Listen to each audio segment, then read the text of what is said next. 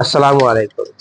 আজকে আমি নিয়ে আসছি নাথিং এর হাউজিং, হ্যাঁ, যেটাকে বলা হয় সাইড ফ্রেম ব্যাকশেল।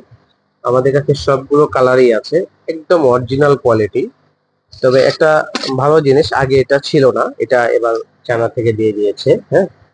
তো কালার গুলো এবং আপনার যে সাইডের ফিনিশিং গুলো একদম অরিজিনাল কোয়ালিটির মতো।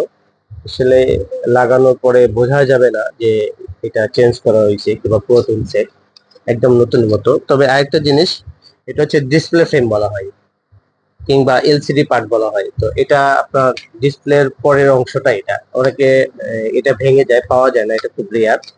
তো এটা আমাদের কাছে চলে আসে।